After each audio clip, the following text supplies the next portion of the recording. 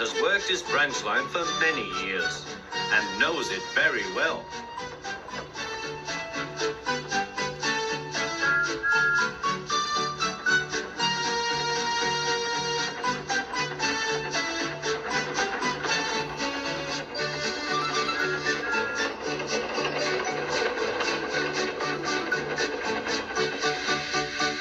You know just where to stop, Thomas, laughed his driver.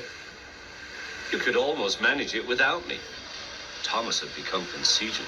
He didn't realize his driver was joking. Later, he boasted to the others. Driver says I don't need him now, he told the others. Don't be so daft, snorted Percy. I'd never go without my driver, said Toby earnestly. I'd be frightened. Huh, boasted Thomas. I'm not scared. You'd never dare. I would then. You'll see. The next morning, the firelighter came. Thomas drowsed comfortably as the warmth through his boiler.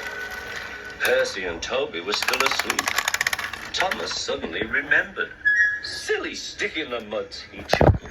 I'll show them. Driver said I could manage without him. I'll just go out. Then I'll stop and wheesh.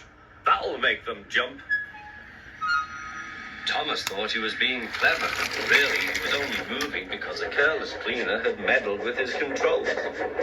He soon found his mistake. He tried to whee, but he couldn't. He tried to stop, but he couldn't. He just kept rolling along.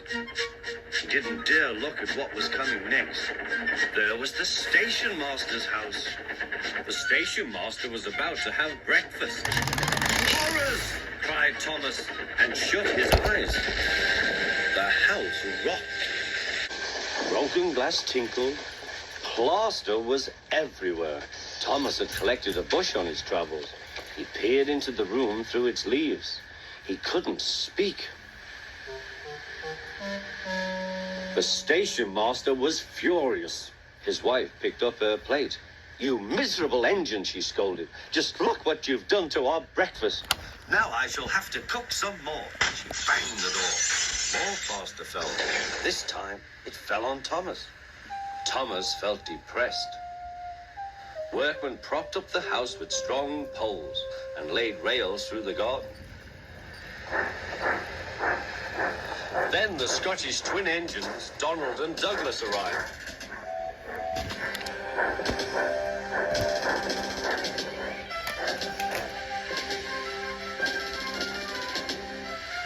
Don't abash yourself, Thomas.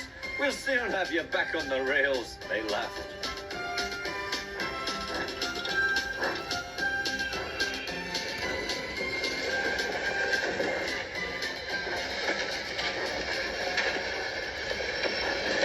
Donald and Douglas, puffing hard, managed to haul Thomas back to safety. Bits of fencing, the bush, and a broken window frame festooned his front, which was badly twisted. The twins laughed and left him. Thomas was in disgrace. There was worse to come. You're in a lot of trouble, Thomas. I know, sir. I'm sorry, sir. Thomas's voice was muffled behind his bush. You must go to the works and have your front mended. It will be a long job. Yes, sir. Meanwhile, a diesel rail car will do your work. A diesel, sir? Thomas spluttered. Yes, Thomas. Diesels always stay in their sheds till they are wanted. Diesels never gallivant off to breakfast in station masters' houses.